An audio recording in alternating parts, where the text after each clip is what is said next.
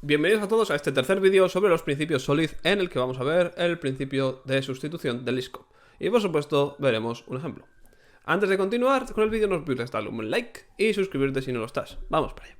Lo primero, para entender qué es el principio de sustitución del ISCOP, debemos entender que se denomina así por esta señora, la cual se llamaba Barbara Liskov, que fue quien originariamente en los 70 describió el principio. El tema es que estaba en álgebra completamente, así que Robert C. Martin lo redefinió con la siguiente frase: subtipos deben poder ser sustituidos por sus tipos base. Aún así, sigue siendo una descripción muy abstracta y que no se entiende muy bien. En resumidas cuentas, el principio de sustitución del ISCOP nos habla sobre polimorfismo, para el cual tendréis un enlace aquí arriba, ¿vale? Si no sabéis lo que es. Y bueno, hay que tener en cuenta que en el mundo real el polimorfismo debe utilizarse con cautela, ya que es una herramienta muy poderosa, pero a la vez complicada, ¿vale? De hacerlo bien y puede llevarnos a un callejón sin salida. Para entender qué puede salir mal, la forma más fácil de ver el principio de sustitución del ISCOP es mostrando un ejemplo de lo opuesto. Como podemos observar, ambos son patos, ambos hacen quack, pero uno de ellos necesita pilas para funcionar. Este ejemplo nos muestra lo que tenemos mal, nos está indicando que tenemos una abstracción errónea. Desafortunadamente, no hay una forma general de aplicar este principio, ¿vale? Es muy aplicación específica. Lo que quiere decir que depende de nuestra aplicación cómo debemos aplicarlo. Pero sí que hay una forma de saber si lo estamos aplicando bien, y es saber que el sistema no debe romperse, ¿vale? Lo que quiero decir con lo de no debe romperse es que si tenemos, por ejemplo, un cliente que llama a la interfaz la que sea, implementación A, ¿vale? Y cambiamos ese cliente para que llame a la misma interfaz, pero a su implementación B. O sea, esto quiere decir que está llamando a la misma interfaz, pero a dos implementaciones distintas. El sistema no debe romperse. Hay varias formas de ver o comprobar que estamos violando este principio. La primera es Not Implemented Exception. Cuando vemos esta excepción implementada es que posiblemente hayamos implementado el principio de sustitución del ISCOP de una forma errónea, ¿vale? Luego veremos en un ejemplo cómo sucede esto. Ya que cuando tenemos Not Implemented Exception es porque está utilizando una interfaz y dentro de esa interfaz hay un método que no estamos implementando, bien sea porque no se puede o porque la lógica dice que no, pero entonces ese método no debería estar ahí, ¿vale? Habría que removerlo, ya luego lo veremos cómo. Y la segunda y la forma más común es la extracción de interfaces. Comúnmente, cuando tenemos una clase, ¿no? Una clase entera ahí con sus 10 métodos, y podemos hacer botón secundario, extraer interfaz, y automáticamente el Visual Studio o Rider o el IDE que sea nos da una interfaz. Pues si hacemos esto automáticamente nos va a dar una interfaz de todos los métodos y de sus propiedades. Si hacemos esto puede ser que esté bien o que esté mal, pero es muy probable que esté mal, ya que debemos extraer a la interfaz únicamente los métodos que vamos a necesitar. Lo más fácil para entender esto es que veamos un ejemplo en el código y que así se ayudará mucho. Lo primero es indicar que vamos a utilizar el mismo código que hemos visto para los otros dos anteriores casos, y este código está disponible en GitHub, ¿vale? No olvidéis eso. El código tiene un pequeño cambio con respecto al de abierto cerrado, y es que esta clase almacenamiento la he llamado almacenamiento fichero y he creado este método, el cual, si vemos la referencia, y voy a hacer zoom, si vemos la referencia, así ya está bien, antes de devolver, comprueba si el fichero existe, y si no, pues devuelve null.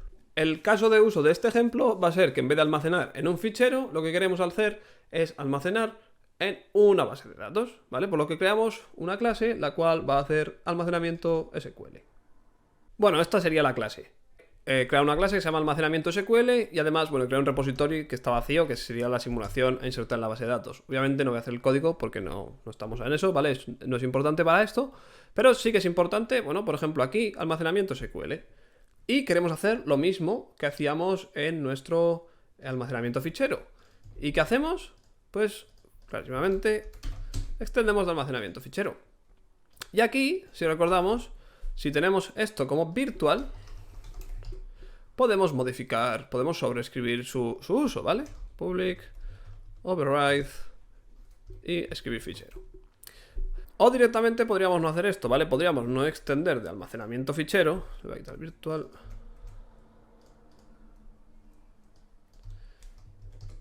Y simplemente escribir con los mismos nombres.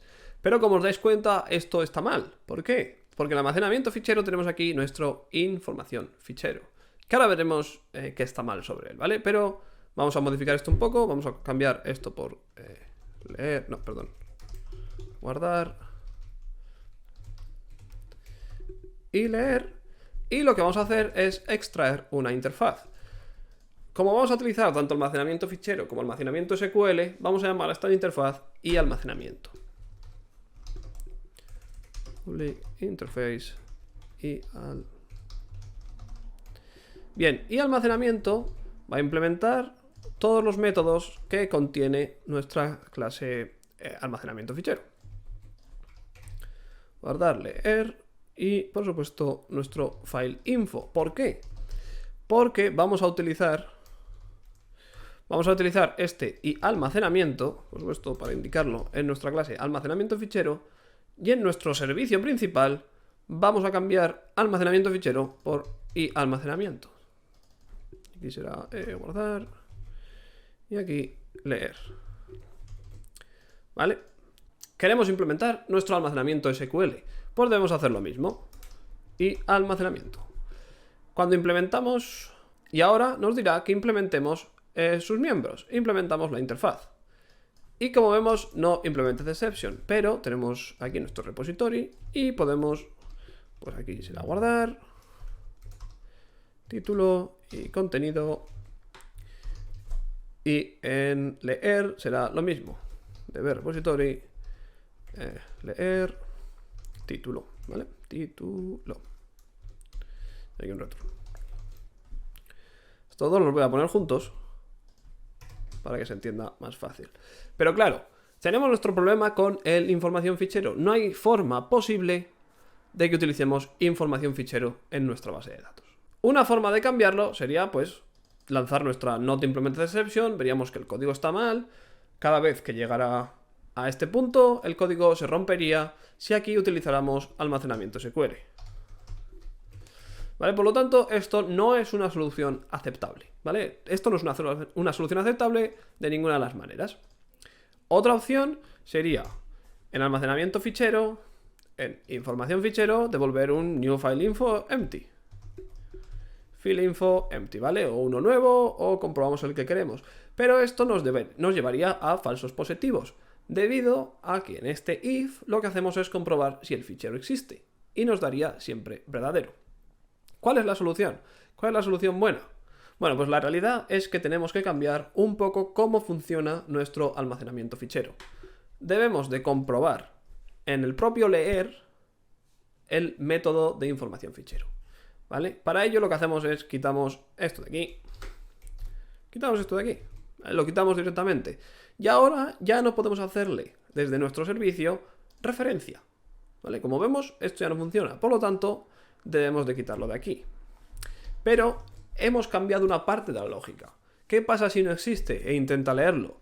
Pues que posiblemente nos dé un no existe exception y tal, ¿vale? Entonces, debemos de implementar esa parte de la lógica dentro de nuestro método leer. Cambiamos esto por private y hacemos aquí el if, ¿vale? If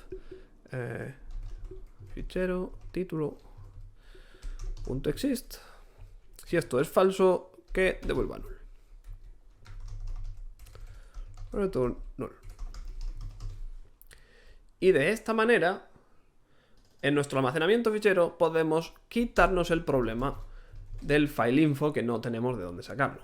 Y como vemos, si vamos a nuestro servicio principal, funciona correctamente. Sí que es verdad que este ejemplo es muy sencillito, pero yo creo que muestra claramente cuál es el objetivo. El objetivo es, en la interfaz, poner lo mínimo posible para que, cambiando el tipo al que hacemos referencia con esa interfaz, por ejemplo, en este ejemplo, tanto almacenamiento fichero, si cambiásemos nuestro servicio, tanto almacenamiento fichero como almacenamiento SQL serían transparentes para nuestro servicio y nos funcionaría de igual manera. Mi consejo para evitar este tipo de situaciones donde tenemos un método que no debería estar o que está en la interfaz y estamos haciendo un not implemented exception, que puede pasar, ¿vale? Puede pasar en el mundo real, de hecho pasa en el compilador de CSAP, si no recuerdo mal, iCollection tiene una clase que es not implemented exception. Tiene varias, de hecho, creo que es add, porque creo que iCollection es read only, o sea, solo no se puede modificar, Por lo tanto, si intentas añadir, o sea, te sale el método, pero al añadir te da un not implemented exception, ¿no? Bueno, el caso. Que lo que tienes que hacer es pensar en su implementación o cómo podrías extraerlo a una interfaz, ¿vale? Tú piensas, tengo aquí el almacenamiento y ahora mismo estamos guardando en fichero. ¿Y qué pasa si cambio a SQL? ¿Vale? ¿Qué tengo que cambiar? Y de repente ves todo lo que tienes que cambiar, ¿vale? Ves las diferencias. Estos pasos de refactorización se suelen hacer poco a poco, ¿vale? Nadie hace desde el principio todo bien. O sea, esto es un ejemplo real que podría pasar perfectamente a cualquiera. Tú compruebas el fichero y lo compruebas en tu servicio, porque está bien, ¿vale? Lo puedes comprobar ahí, no hay ningún problema. El problema viene que cambias a SQL en vez de a base de datos y claro, no hay fichero que comprobar si existe. Entonces, bueno, pues estos pasos se van haciendo poco a poco. No olvidarse que los principios Solid están altamente relacionados unos con otros, por lo tanto es muy difícil explicar uno al 100% sin como pasar por encima, ¿no? Sin hacer algo que sea de otro, pero que no lo explicas porque no toca ese servicio, ¿vale? Por eso, el otro día cuando vimos un poco lo que viene siendo los logs, ya se vio un poco bueno, en fin, no pasa nada. Perdón, el abierto cerrado ya se vio un poco pero bueno, no pasa nada. Por supuesto, cualquier duda, abajo en los comentarios o en el blog, yo la contesto sin ningún problema. Recordáis que tenéis tanto los links como a GitHub como al blog en el primer comentario. Y bueno, si os ha gustado, pues un buen like ahí para el buen algoritmo de YouTube y suscribirte y compartirlo. Un saludo y adiós.